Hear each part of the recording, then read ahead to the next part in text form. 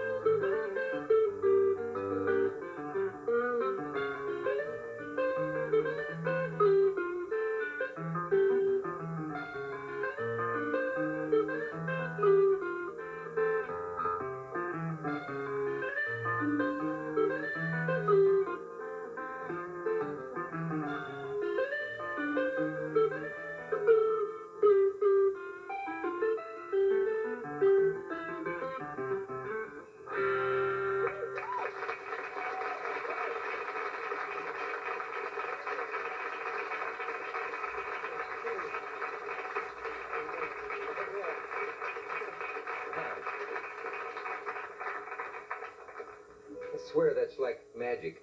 It sounds as if you were playing with 2 or 3 guitars accompanying you, and I know everybody tells you that. But is this your own technique, or is it something you just decided was the only way to play a guitar until people told you you're doing the impossible? Well, it is my own technique in the sense that I had thought of it on my own. I didn't have anyone, that I was patterning myself after. Yeah. But other people have thought of it. And since I've found out about some of the other people who've thought of it, I've learned a lot from listening to them. You can't be old enough to remember Jimi Hendrix from the early days. Oh, yeah. I remember him on your show, in fact. Do you? Oh, yeah. Yeah, I think he only did my show. I'm not sure about that. I think it's certainly the only one he ever talked on, I'm pretty sure. Because every week somebody says, why don't you show your old Jimi Hendrix? The first one, he didn't show up. He was wiped out after Woodstock. Oh. How old were you at the time of Woodstock, out of curiosity? I guess I was 10 then. Yeah. Mm-hmm. Yeah, we were about the same age then. And that's when I was... Straight you were younger than I am for a minute.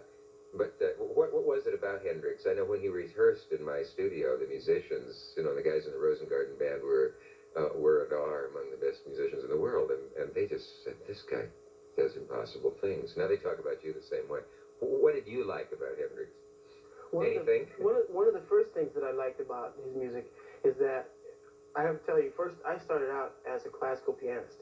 Yeah. And I didn't start playing guitar until I was about 10 or 11, really 11. And so for me, the best musicians were virtuosos. I mean, you know, I liked people who could just sort of play nice melodies, but virtuosos were what was happening for me. And when I first heard Hendrix, he was the first rock virtuoso that I had ever heard. And that was really inspiring to me because I realized that you could be in a rock format and still be a great musician. That probably still comes as a surprise to some people who don't know that there's any great music in rock. Well, the people in those days, they really had to fight a battle. Yeah. They worked really hard to bring the kind of music they played into the mainstream. It's mainstream now. You know, and a lot of the young kids growing up now figure all this stuff's been around for a long time. But people in those days really had it a lot more difficult, I think. Yeah. And what I like is when you guys light your guitar on fire and then smash it to pieces. That must take a lot of study, doesn't it? I mean, do they teach that at Juilliard, the guitar burning and smashing, or do they do that anymore? The closest I ever came to that was I almost had to defend myself against a guy who stormed the stage. But that's about it. Oh, I mean, I don't do that as part of my act. An over-enthusiastic fan? Or over-drunk or something. I don't know. Yeah. That's a problem in performing, isn't it? I saw Mick Jagger just have a Coke bottle miss his head by centimeters one time in Madison Square Garden. Well, with the kind of music that I play, it's not really that much of a problem. I mean, this one time was the only time anyone ever jumped up on the stage when I was playing. He may have wanted your autograph. Well, the thing about it is that I think that it is true when you play in places where everybody's drinking a lot. In that case, people were drinking a lot, and that does have an effect. What was your break? You were kind of a street musician, weren't you? Yeah. In fact, not kind of a street musician, you were. Now, how do you get your piano around town when you're a street musician? Well, I was playing guitar. Oh, I see, okay. Well, I wasn't only playing in the street. Yeah.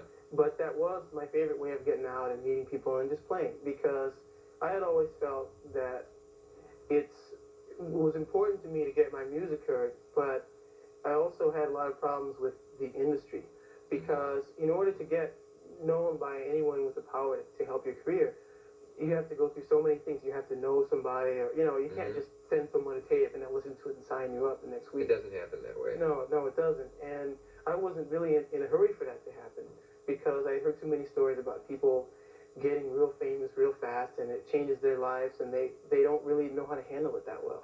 And what I was more interested in was developing my music and getting to the point where, hey, if I was great, people would want to hear me. That's what I figured. So what I did was just concentrated on playing in the street so I could have a lot more time to develop my music and still meet people gradually. I'm glad things are moving at a healthy pace for you. Stanley, it's a treat to have you here. It's just a treat. Yeah, thank you. Good to be on your show. We'll be right back.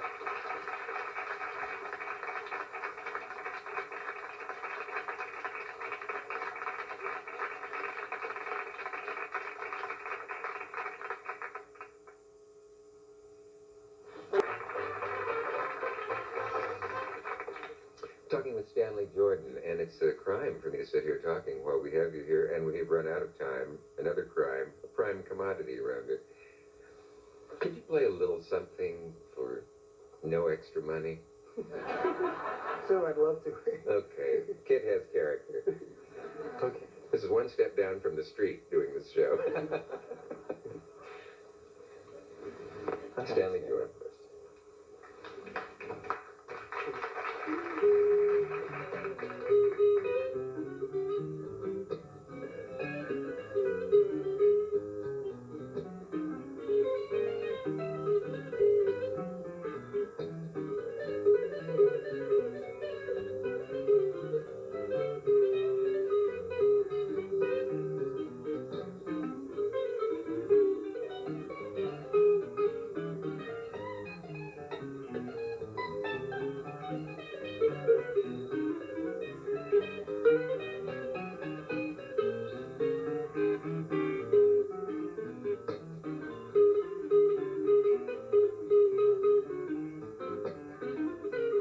Saturday at 7:30 p.m., don't miss Cover Story's provocative profile of actress Audrey Landers, from TV's Dallas to the movie A Chorus Line. Now stay tuned for suspense on the original Alfred Hitchcock Hour, next on USA.